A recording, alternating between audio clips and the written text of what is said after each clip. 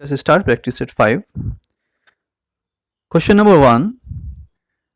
The poet of On Killing a Tree is On Killing a Tree कविता के कवि कौन है? इसका सही उत्तर option A Gieve Patel, option B Kamala Das, option C Aruna Mishra या ऑप्शन डी आनंद त्रिपाठी। इसका सही आंसर होगा ऑप्शन ए गाइव पटेल। सही आंसर होगा option A Gieve Patel. Okay, देखते हैं question number 2। In what form of verse is the poem written? यह जो कविता लिखी गई है यह किस छंद में लिखा हुआ है, किस लय में लिखा हुआ है? इस कविता के प्रारंभ में जब हम कवि परिचय पढ़ रहे थे उस टाइम मैंने आप लोगों को बतलाया था कि यह कविता लिखा गया है फ्री वर्स में। फ्री वर्स में जैसे कि ऑप्शन देखते हैं हम, option A blank verse, option B free verse, option C iambic pentameter या ऑप्शन डी राइम्ड कॉपलेट। तो इसका सही उत्तर होगा option B free verse. The poem on killing a tree is written in free verse. Okay, now question number 3। According to the poet, to kill a tree, कवि के अनुसार tree को मारना क्या है? इज नॉट ईजी, आसान नहीं है। इज राइट थिंग, सही काम है। इज ऑलमोस्ट इम्पॉसिबल, लगभग असंभव है। या option D takes less time, कम समय लगता है। तो क्या होगा? इसका सही उत्तर होगा option A is not easy. According to the poet, to kill a tree is not easy. Okay, now move to next question.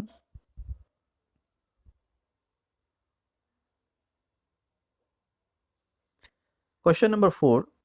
A tree grows, एक पेड़ बढ़ता है कैसे? Option A by shedding leaves या option B eroding soil, option C slowly consuming the earth या option D in the rain. इसका सही answer क्या होना चाहिए? इसका सही आंसर होगा option C slowly consuming the earth. हमने कविता में पढ़ा है कि पेड़ धीरे धीरे मिट्टी से विभिन्न तरह के मिनरल रिसोर्स, है ना, खनिज पदार्थ का सेवन करके वह धीरे धीरे बड़ा होता है। इसका सही उत्तर होगा option C slowly consuming the earth. Okay, now move to next question, that is question number 5। The bark of the tree is described as.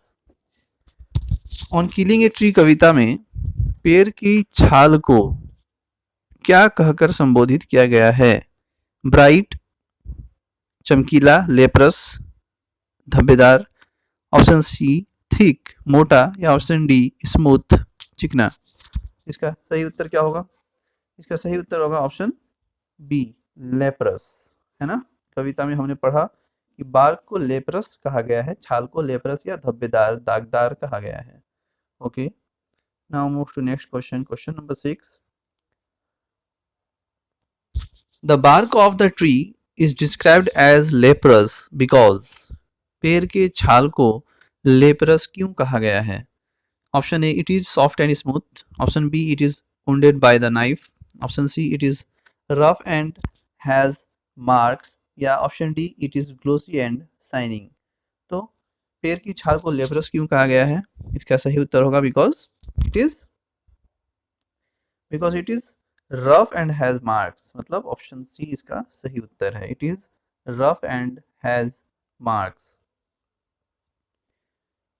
चलिए बढ़ते हैं आगे, question number 7।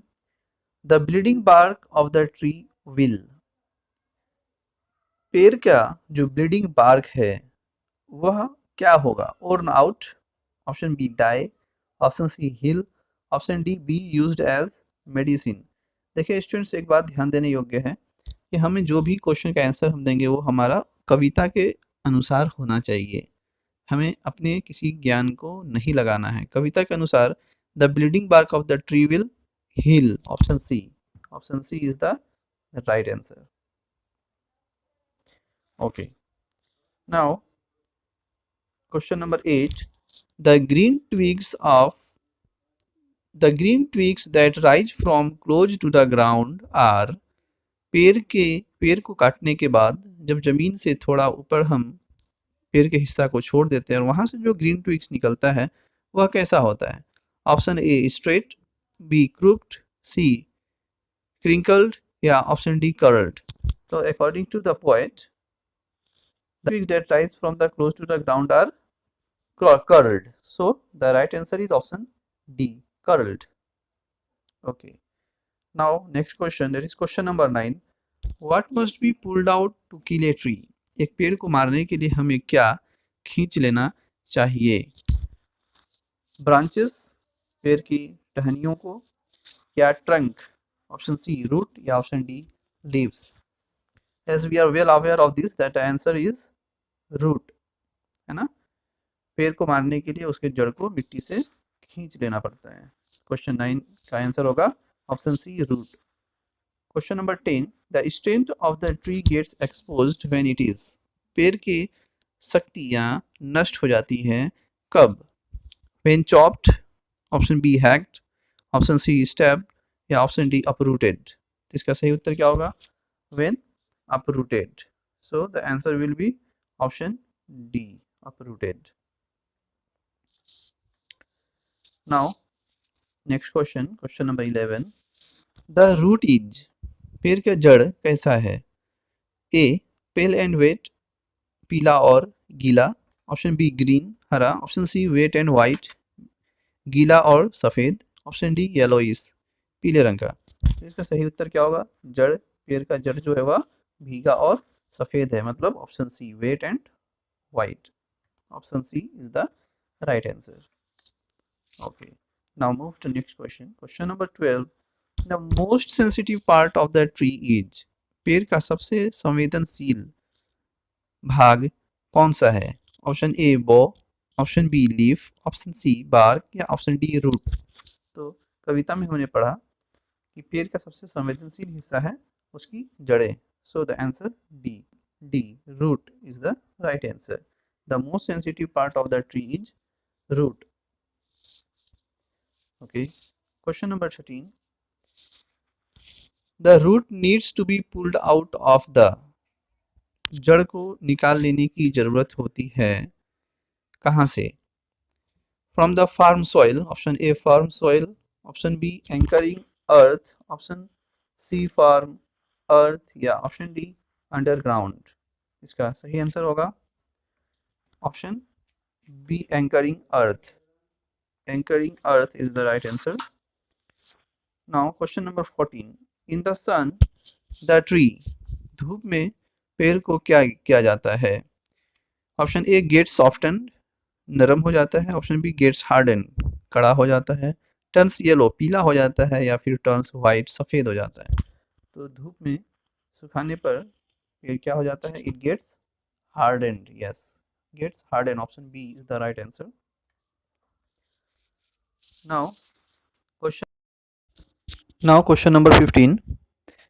In the poem the act of killing a tree is described as, कविता में पेड़ को काटने की काम को क्या कहा गया है? Option A healthy exercise, option B deliberate act, option C a wood cutters job या option D an innocent act. इसका सही उत्तर होगा B a deliberate act. Okay, now question number 15. The irony in the poem lie, इस कविता में कटाक्ष कहाँ है? The act of killing a tree is almost ceremonial, the tree don't die, option C that man is killer या option D that nature is silent. तो देखिए, irony इस कविता में यह है कि पेड़ को काटने में एक बहुत अधिक समय लगता है और बहुत मेहनत लगता है। तो इस हिसाब से इसका आंसर होगा option A, that the act of killing a tree is almost ceremonial. This is the irony of the poem. Okay okay, now move to next question, question number 17. On what poem does the, on what tone, यहाँ पे tone होगा, on what tone does the poem end, poem का जो tone है अंत में क्या होता है? तो ऑब्वियसली इट इज आयरनी। तो इसका ऑप्शन देखिए, ऑप्शन ए है ऑफ अचीवमेंट, अचीवमेंट नहीं है, ट्रेजेडी भी नहीं है, ऑफ जॉय वह भी नहीं है, ये आयरनी है, option D irony. Okay, question number 18, Gieve Patel was born in the year, Gieve Patel का जन्म किस वर्ष हुआ था? 1943, 1941, 1940 या 1945? कवि परिचय में हम पढ़ चुके हैं that Gieve Patel was born in 1940, option C is the right answer, 1940। Okay, now question number 19, what is the poem on killing a tree all about? On killing a tree कविता किस विषय पे आधारित है? अर्बनाइजेशन, शहरीकरण, या ऑप्शन बी मिनरल कंजर्वेशन, या फिर option C harm done to environment by man, या option D rain water harvesting? तो इसका सही उत्तर क्या होगा? इसका सही उत्तर होगा option C harm done to the environment by man. Okay, now today's last question, question number 20, which one of the following is a work of Gieve Patel? नीचे दिए हुए रचनाओं में से कौन सा रचना गाइव पटेल का है? Option A ode to a nightingale, option B to a skylark, option C the sky, या option D how do you with stand?